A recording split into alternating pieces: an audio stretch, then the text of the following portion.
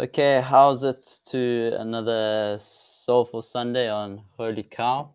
This is going to be a shorter session. I'm here with Sipho, and we're going to discussing about Death Note. Death Note is an anime that Sipho put us onto as a something to contemplate. Is it putting forward philosophical arguments, and also how might we think about it or relate to it in a philosophical and pedagogical way?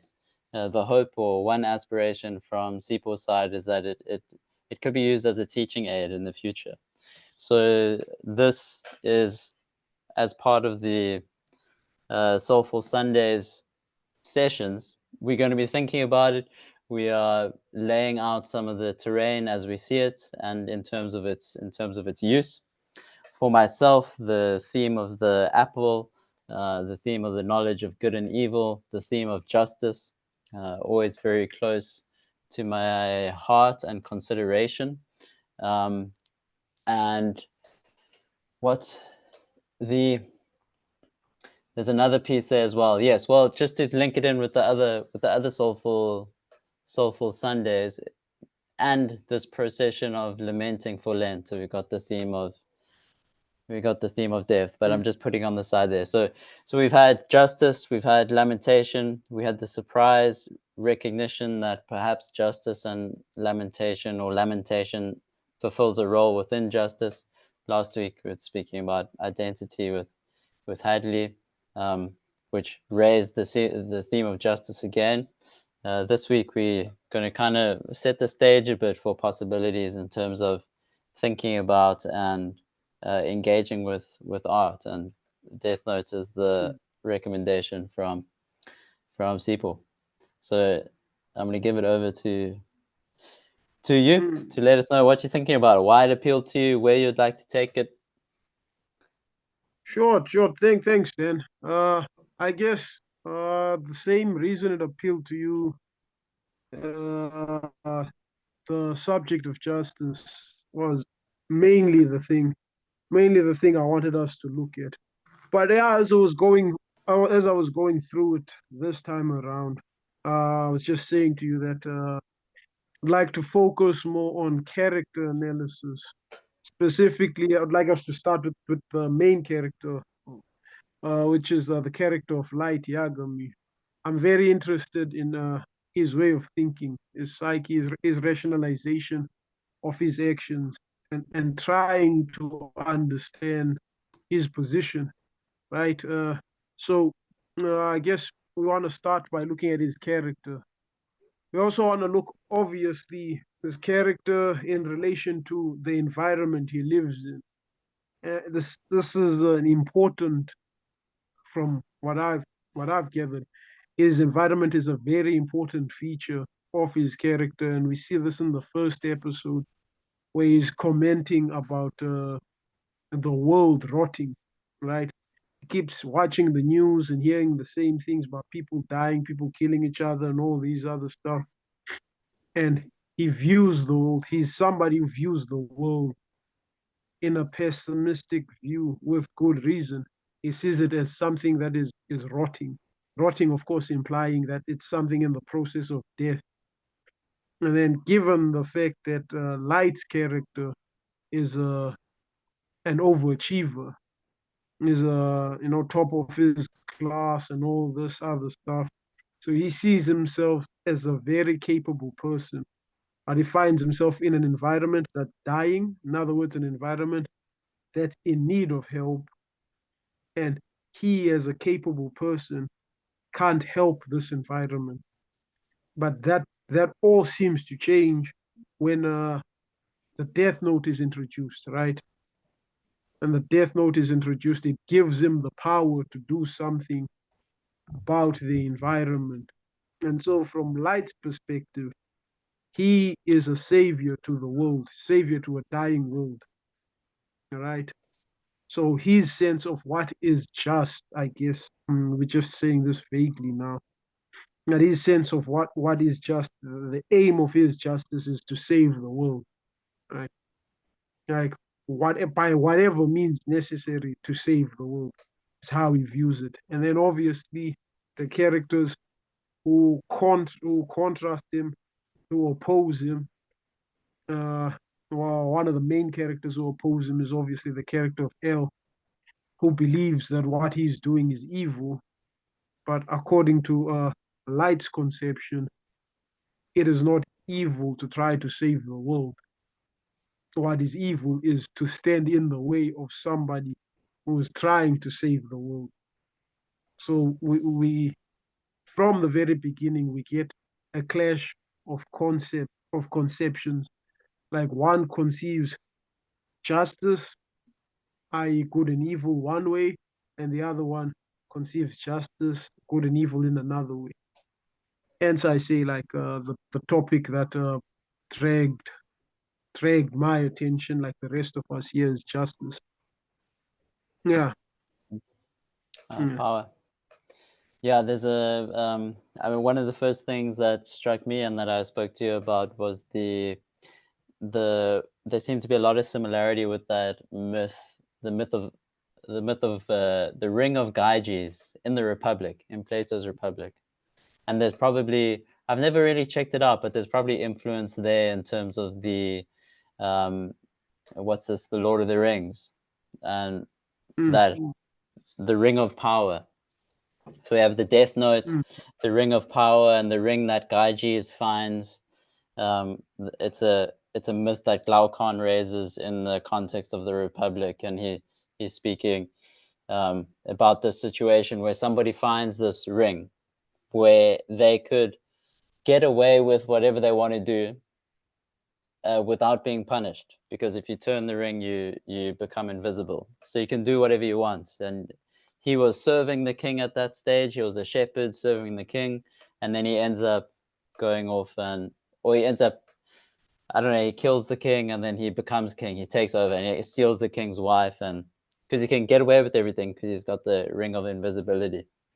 But Glaucon's kind of raising it because he's trying to tease out this idea from Socrates, which is, or tease out Socrates' response to this idea, which that justice is just having the strength to do what you want. It's those who are in power determine what is right and what is wrong. So if you're given the power, you become the determiner of right and wrong. And I think the image of the apple and the Shinigami Ryuk, they love apples in the Death Note, but the image of eating from the knowledge of good and evil, of taking that determination for oneself. That's like that seems to be the play space or the myth space that the series is in. The questions that we would then bring to it around justice, we have this kind of the sense of the good and evil that is appropriate to the social body, say, or the determination of justice within the social body. And that conception is what allows us to punish what is wrong. So we see that as crime, and we punish that as crime. And when Light gets the power, he gets the Death Note. I suppose if people haven't watched, it's a book that you can, if you write the name of someone and you've seen their face, they'll die. And there are other rules. So you just by writing their name, you can kill them. This is the power that he's given, that he wants to use to save the world according to his conception. The question that Glaucon is putting to Socrates is, why is it better to be just, even if you can be unjust, or you can be totally unjust but not be punished? Or the other side of that is like, why is it better to be just, even if you're going to be punished for it, or if you're going to suffer for it, if you're going to suffer for being just? Why is it better to be just? Or why is justice intrinsically valuable? Why is it valuable apart from the recognition that I can receive from others for the justice, or the punishment that I avoid by playing out the conception of what is just within a context, within a social body? So that was at least what I was bringing to it initially. But I really appreciated what you brought, Sipho, in terms of the character, or I'm wanting to, I guess, like, encourage your contemplation of the character of light in terms of, there's first the kind of origin, which is now almost familiar, like this a shining youth is grown in a context, in an environment that is rotting. They feel like they are capable of doing something, but they can't, or they can't do something, or there's this like pessimistic disavowal of the world, or the world is wrong, the world's going to nonsense. So I'm sure we encounter similar views. So what to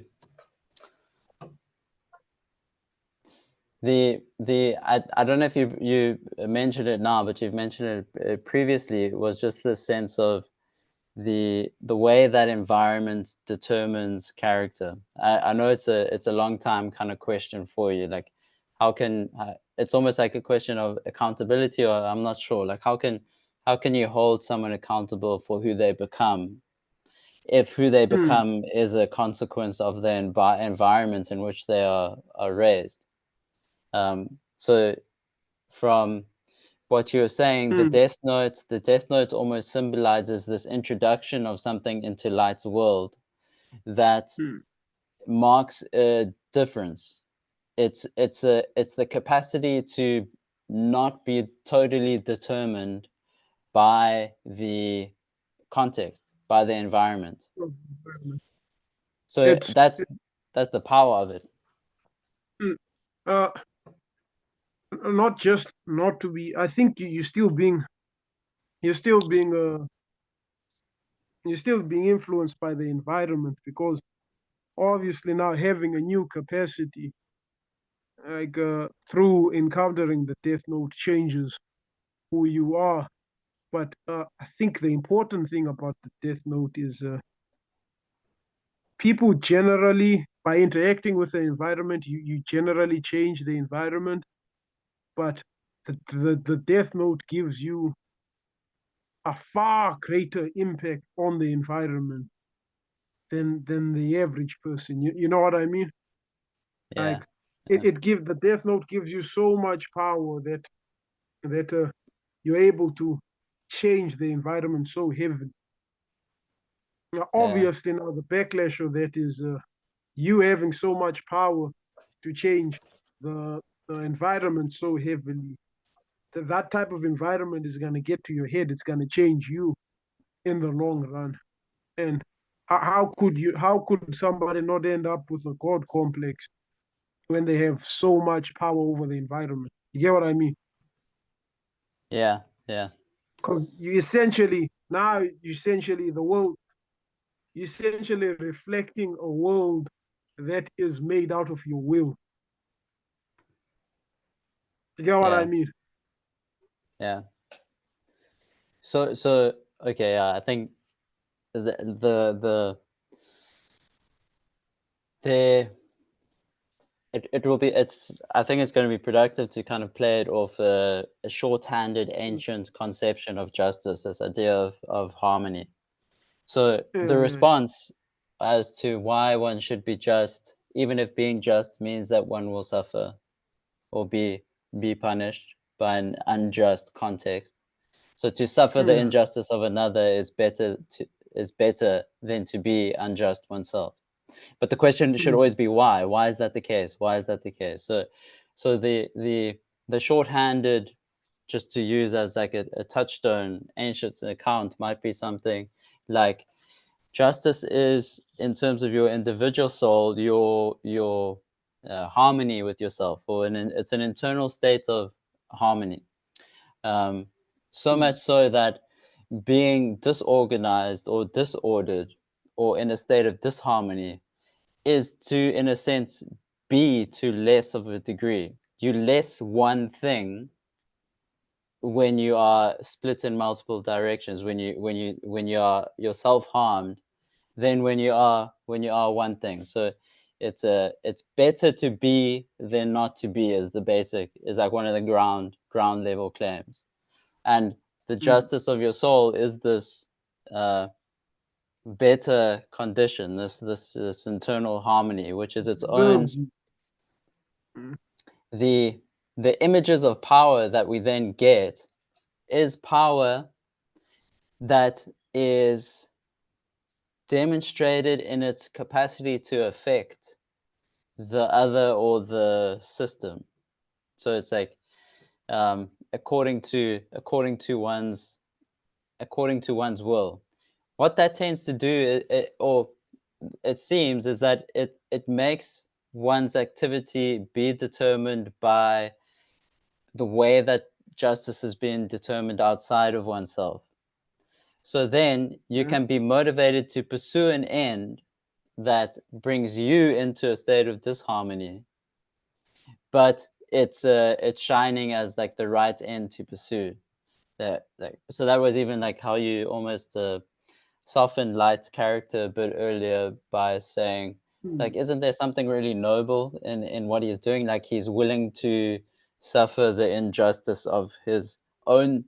He's willing to have his own soul become unjust in order to affect the justice in the way that he's conceiving the justice for the system. Just to add context to that, the reason we're finding it so noble is because one of the conditions of using the death note is one doesn't have an afterlife, so your soul is completely eradicated for using the death note.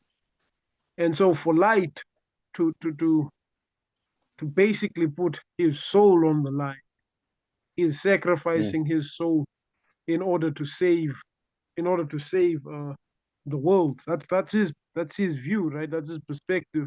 The world needs saving. I have the capacity to do it. All I have to do is sacrifice my soul to do it. And then he's like, okay, he's gonna sacrifice his soul to save the world.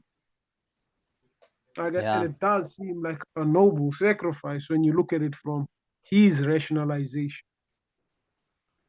Yeah. How would you how would we begin to and maybe we should strengthen it? I don't know. How would we begin to like problematize?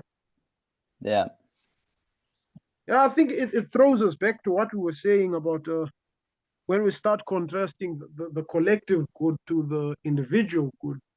Because in the example you gave for the ancients, the reason you gave for why it is better to suffer an injustice than it is to commit an injustice is because the individual preserves their soul.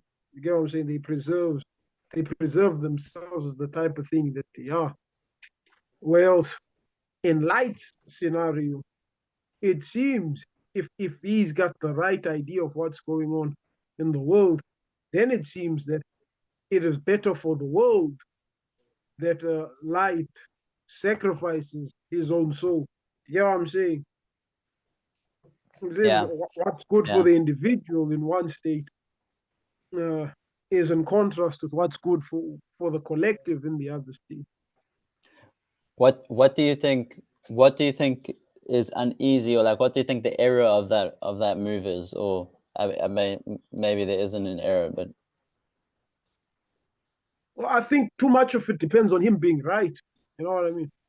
Yeah. And he could be wrong. And if he is wrong, he would have sacrificed his soul in vain. This is where the apple, you know, like the knowledge, eating from the knowledge of good and evil, like yeah, because there's an ambiguity. I don't know if I'm going to be able to bring it out or like articulate it properly. So we have this sense of an internal harmony and the harmony of the state that one exists in, and but there's also this kind of perhaps an inextricable embeddedness.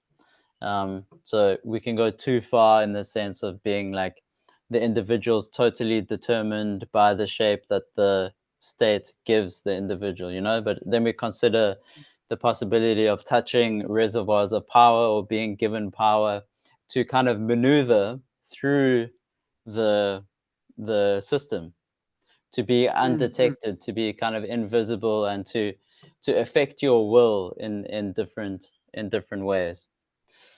What's strange is that the activity that you lay out, or the behavior that you do, it's almost going to be under the determination of the social body anyway. It's like there's almost a sense of like a lack of the potential for a lack of creativity. It's like, or if it's happening from within the say conceptual or moral space of the social body, even if it takes, and I'm struggling to get where I thought I was going, even like one's revolutionary action or a noble action is being played out under the determination that's given by the social body. So then in Light's instance, he then develops this like God complex. There's this first error that he makes where he is willing to take out his opponent, L. He's willing to kill his opponent. So that's like first indication that he's slipping a bit in terms of an aspiration, because he's willing to kill someone who's not guilty of crime or to be punished on the determination of the state. But remember, to Light, he is guilty, because a person standing in the way of him, or the person standing in the way of saving the world, is contributing to the world's death, essentially. So Light's view of good and evil is you either with me or against me type of character, and he believes that he is in the right so much, that he is in the good and in the right so much, that anybody who opposes his will is evil. And usually when someone holds that type of position, it hardly is convincing. It's never convincing, but there's something about Light's position, with its aim being the saving of the world. Something about the aim he puts makes it more palatable than other arguments would. I don't know if I'm making sense. I'm losing myself and trying to articulate this point. Yeah. I was similar in the last thing I said. I was kind of losing myself to the end of it. That I want to let's just to return to just the last, to cover the bases in terms of a general terrain in setting off the anonymity of the internet, and then and how that plays out in the show. So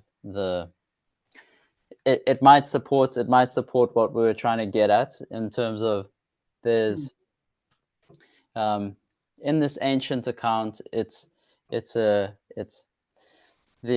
because justice is something that's intrinsically valuable, or something like an internal state of harmony. To do an injustice is to bring oneself out of harmony, is to harm oneself. So to do injustice is just, it's intrinsically harmful. I'm fudging that because I'm trying to get. We're talking about the anonymity of the internet. Yeah. So like how it comes out with there's this vigilante who's taking out criminals who the society says should be punished. So it's fulfilling the policing function. That's what light's doing. He's punishing the criminals. He is. But because he's a vigilante, the police have to be after him, or they have to pursue him. They have to investigate the death. And what the police aren't allowed to say to one another, that one policeman almost says to his superior, is something like, I'm forgetting exactly, but something like an expression of support of light. And this undercurrent, this unspoken thing, that it faces, it comes there in terms of the police's thinking of and relating to light. Like, there's a good work in taking out criminals, but they can't say it. And then there's also this anonymity of the internet. On different online forums, light starts receiving adoration, and people are on board with him. But in terms of how it plays out in a public domain, it's not. That isn't shared. What people There's are this. expressing. Yes, yeah. There's this undercurrent. So then you have So you this see sense this of. sense of two-facedness in society in general. That the manner in which the society conducts itself when it's under observation by other members of the society is the way they expected to conduct themselves. But once they can hide behind the internet, their true feelings are expressed. The true feelings are expressed. And I think we had discussed that the important part of this for us was the amount of support that light gets comes to show that a lot of people felt like there was no justice in the society they were living in. And so Yeah, it comes to show that this concept of justice light holds isn't just exclusive to him. He has supporters who believe that the current justice system was failing anyway, which brings about another question of environment, that when the justice system fails the people, right, it leads the people to take justice into their own hands, right? In other words, when a justice system doesn't do right by the people, that means the very justice system is being unjust. And because the justice system is being unjust, people feel the need to take justice into their own hands. So yeah, again, then we go back to the character of how can we blame characters like Light when the people judging Light for what he's doing are the same people who made Light this type of person to do these things. yeah. That the taking justice into your own hands, like it's interesting there, because it implies this other sense of justice. So it's not simply the case that it's the justice of. I just want to try and use one word for, because like society or the state, or the justice of the collective, Collective. like that itself can, according to the citizens' determinations, be unjust. But that determination of the citizens would be this. It's like this other. The state should be something other. It should be meting out punishment in this way. It should be rewarding behavior in this way. But so there's like competing images playing out at the level of the collective. So then I think what the value of a philosopher or philosophy is to keep pressing the inquiry. It's like, okay, because there's a way in which that competing or a negative vision of justice that would want to kind of supplant it, it might suffer the same problem. Like these things might be continually cycling with one another. There's always going to be a sense of an undercurrent of the law, or the potential transgressive space of the law, how the law is broken, or how we keep faith with the functioning of the law, but we actually have some other ideas that a space of anonymity helps us to express, or like amplifies that space in which we can express those ideas. But both of those seem to be playing out at the level of social institutional relations. So at the city level. So it's like this. It's kind of unformed yet. It's more just registered in the sense of the justice that's being played out is not just. And then there's this reaction to it, and in the reaction, it perhaps like gets some more shape or definition, but it just becomes the next system. Like that's where I think the individual who is just, or justice as being applied to the individual, or the question, just simply the question of like, what is justice? Like, what do we mean when we say justice? And I actually, this is nice because it's almost taking a tone of lamentation for myself. It's like the way that you just hear on and on the radio and on the TV, and just people talking about who owes who what, and who's doing what wrong, and justice must be served in this instance. And but it's just what is it? That, like, how does it look when it's properly applied? yeah, yes. I mean, we had South Africa had the budget allocation a few weeks ago, and like that. So I mean, in terms of linking this with the remember those three, like the numbered, weighed, divided, from the book of Daniel. And it's like that's that determination, say like the budgeting, or it's like there's an arithmetic one-to-one giving, like who deserves what, social grants are this way, etc., like distributing. And then because it's there's this element of redistribution or proportioning.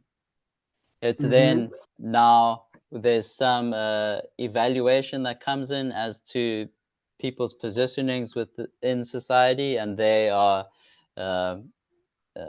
rewarded or punished for their position. So we give more to, and then we fill out that category because historically disadvantaged, or because whatever that is.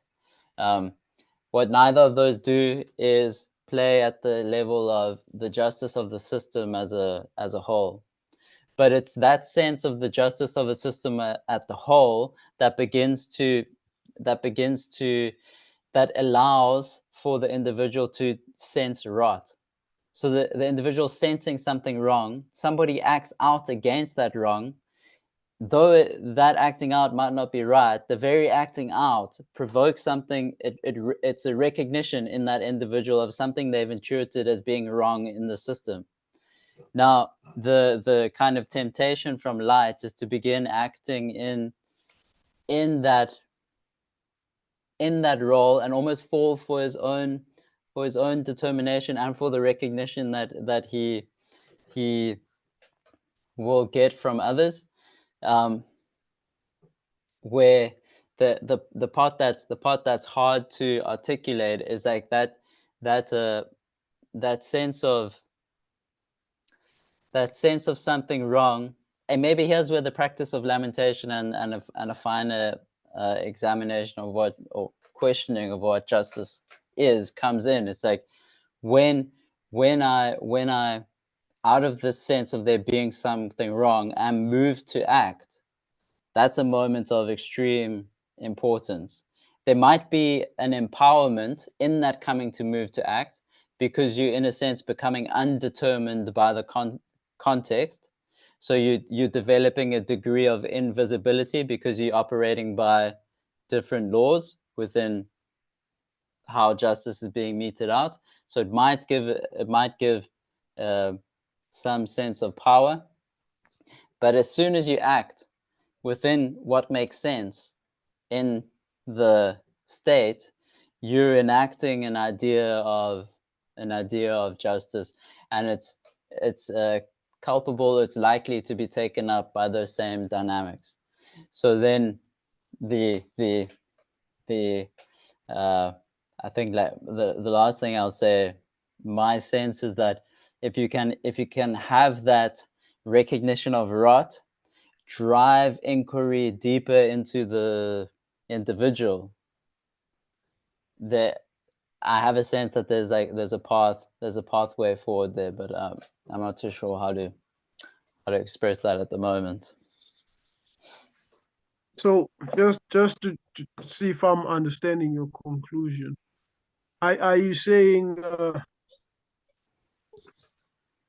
it seems you're having a preference for the recognition of rot influencing one to change themselves, as opposed to the recognition of rot influencing one to try and change the entire society? Seems like the other one is someone imposing his will on the rest of society, and then it becomes a power dynamic again. Whereas on the other side, one recognizes the environmental factors around him, and he becomes, I don't want to use the word awakened, but it's been used too many times. But he becomes more conscious of the environmental factors around him. Is that what you alluding to? Yeah, I think somewhere there, like, I think and I think that's why I keep thinking about this project of lamentation. Like, there's a sense in which whatever, like, one's activism will always be sullied by the unmetabolized material, like, by, it's like good intent, like Yeah. your project has good intent, but if there's in some way you haven't kind of reckoned with the reality and your embeddedness in that, like you haven't metabolized your own culpability, say, Yeah. in the rot, then you're like, your action's going to be in some way impeded. It's going to suffer from, like, different ironies in terms of how it tries to play itself out. So there's something about the individual, and this is where that, like, the numbered way divided is really interesting, or like those first two, it's determinations from the level of within the system. So the parts within a system and how they get, how reward and punishment happens within there. And you get, like, the arithmetic 1 for 1, like eye for an eye. Mm-hmm. Then you get the more proportionate situation where, like, those who have more will be given more. That's the parable of talents, I think, in Matthew. Just a conception, but it's within a system.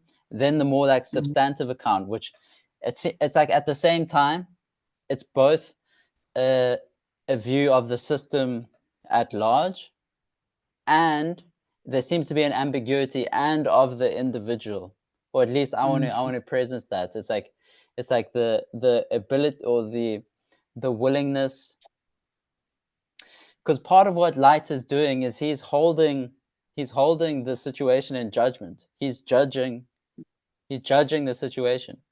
He's making an Yeah. assessment of what it is, what it means. Yeah. So there's a way in which it's a maybe it's an inevitable, or maybe it's brave. It's brave to think at that level too, and I think largely it happens kind of maybe say, like, unconsciously. We just develop this kind of sentiment as to the harmony of the system as a whole, and we develop resentment because it's not the way that we would hope it would be, though we've never really thought hard about what we do hope it would be. We just feel this unease being inside of it. So in a sense, we hold these little harborings and little estimations of the system as a whole. But I think part of that inward turning is also coming to a determination of how the system functions as a whole. So it's like the two things seem to happen simultaneously, like towards the soul, and then a view of the system. And they seem to afford one another. And there might be a if you take, say, the biblical principle of like that's reflected in different contexts of like man is an image of God, or like an implication of that, it's like it's the place of the human being essentially, or the end of the state. Like, what is the end of the state? If the person, like the completed person, if the person's virtue is somewhere there, then that changes the whole consideration, you know. Like, then it's going to require yeah, something like the realization of that. Yeah, maybe. And this is the last thing I'll say. I know you're probably running on time here. The there's something that coming to think at the level of the system is going to bring its own temptations, because there is a sense of power in it. Now your machinations or your thoughts can kind of be unbalanced or disproportionate to the degree, and what's going to be disproportionate is the way that you've configured yourself within or relating to that system. You either like far overestimate your reach, or you underestimate it to some degree, like what your place or relevance is in the whole thing. So there seems to be like this becoming conscious of holding the world in judgment almost, and then that becomes almost an inquiry of like, okay, by what standard am I holding it in judgment? And then something like an internal, like an inward movement. So yeah, and Soulful Sunday, that's lovely. Like to end at the sense of the soul, and the soul in the system might be, yeah. No, I hear you. Definitely, because I'm also thinking just to hold the state in judgment. If you are part of the state, is to also hold yourself in judgment. And if you fail to hold yourself in judgment while you're part of the state, then there seems to be something you're overlooking. There will be something overlooked because you also have a contributing role in this. But the tricky part about it is Light doing what he's doing with the Death Note is also him having a contributing role. But I guess the mistake is he doesn't seem to judge himself as possibly being in the wrong. Yeah. Possibly being in the wrong. There's Yeah. almost a poisonous level of certainty. Yeah. Where is that? But you know, we also gotta ask ourselves the question in this type of situations that what if he is right? Because that's the one issue with never being certain, is that what if you run into the right thing and then you let go of the right thing and talk yourself out of it because you refuse to be certain? Yeah. But since we can't know, we just left to believe. So yeah, now this is throwing me into a whole other subject. I'm into a whole other subject where I'm willing to argue that believing seems to be more. There's something about believing that seems to have more of a, I don't even know how to put it. essentially, to put it in other words, human beings, as human beings, we believe more things than we know, and we based our action mostly based on the things we believe. Mostly, some of the things we think we know, we just believe. You get what I mean? Yeah. The So, yeah. so if we, and I'm just throwing this out there. If we are left only with beliefs, we're left only to believe or not believe, then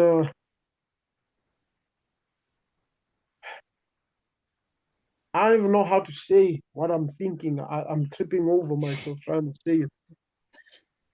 Yeah. If those are options, believing or not believing, and uncertainty is not possible, perhaps not possible, especially on means such as justice. We either believe this is the just way or this is the just way. If that's all we have, then the importance of belief for a human being far exceeds anything else. Then we have a responsibility to be on guard about the things we believe. Mm. You know what I mean? Yeah, it's always a bit tricky speaking about belief.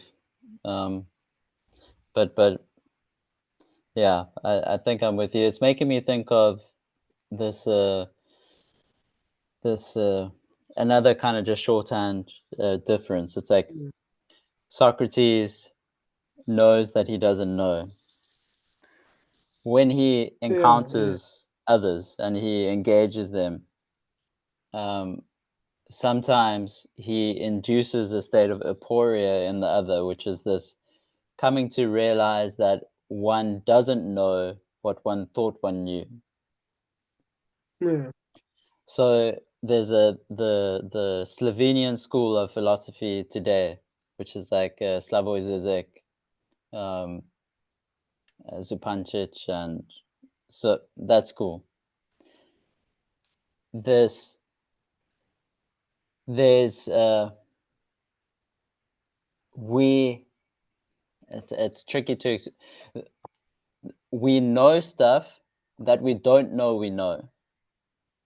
Hmm. So it's like this positive dimension to what's revealed in the aporia. Yeah. We can come to see stuff that we didn't know that we knew. Hmm. So those kinds of things tend to play out in maybe what we would talk about, like belief, like you Hmm. playing out this idea, you enacting this idea, you implying this knowledge, Hmm. but you don't know that you knew that. So it can be like this realization, like you come to know that you knew that you actually knew this, or you had this knowledge because you were uh, playing it out. Maybe there's a better way to say that, because you were enacting, you were performing this knowledge, but you didn't know that you knew it. So the encounter with philosophy can be this, like this coming to know what you already knew, or coming to know that Hmm. you didn't know what you knew. Or I don't know for myself if there's a difference between these two yet. I'm definitely going to think about it more, but between the Socratic Hmm. and the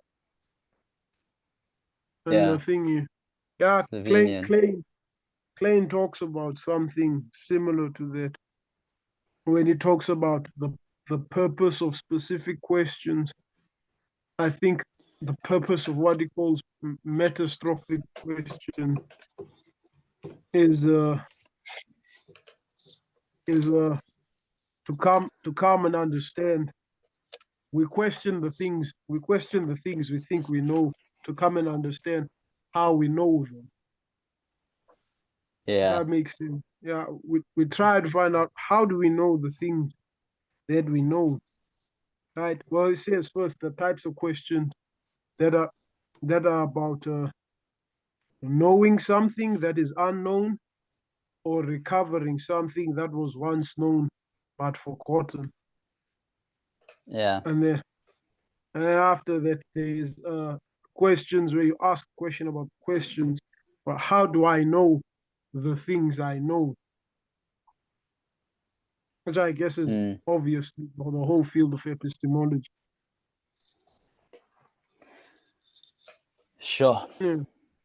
I think, yeah, maybe we can call it a that today. Yeah, Uh, yeah, 100%. Soulful Sunday, I really appreciate this. I appreciate the recommendation, Sipho. I'm definitely keen to watch some more. I did get a bit hooked the other day. And yeah, let's see where this goes. This was fun. We seem to break through onto something there towards the end.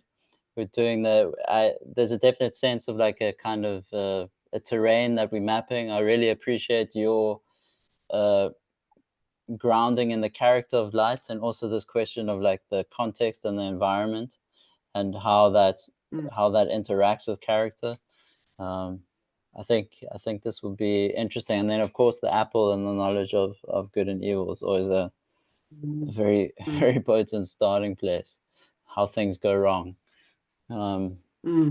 Are there any last words you want to put before we close a soulful Death Note Sunday? Uh, no, I don't think there's anything. I don't think there's anything beyond what we've discussed. Just think we need to keep watching. Try and try and break through with more stuff. Sorry, like it's a foggy Sunday. My brain's in a fog. I've been working all day. Uh, Yeah, yeah, I'll try and make some more breakthroughs with the content. Like I said, I'm really interested in this type of content. I personally feel like the academy has ignored this type of content to their detriment, simply because the academy now has to mm, do twice the work it has to. It has to get kids interested in reading first, or uh, students interested in reading first. Then it gets to thinking about ideas. Well, like people are already watching things. So while we're developing the reading skills, we could also be developing the critical element from the things people yeah, are already engaging in. You know what I mean? Like people are yeah, already doing it anyway. Yeah, yeah. I think That's that. Yeah, I think it makes critical engagement less of a chore for people, yeah. less of a chore for people. Mm, So that's potent. I appreciate that. It helps me understand your, because this is also part of like your pedagogical research. This is something that you're going to hope to bring into the educational context as your career develops, as you go further. So the that I had been understanding you more like as a teaching aid, but this other point mm, that you're raising as in terms of cultivating interest, or at least like being appropriate to where interest is, that mm, like philosophy and education should be relevant there. And mm, it takes out this effort of trying to get people interested in something, because these are issues that we all are deeply invested in, whether we've come to like mm, reflect on it or not: justice and the soul, and punishment and reward. mm. And um yeah, I think that's a All these things. it's a dope note to close on. All right.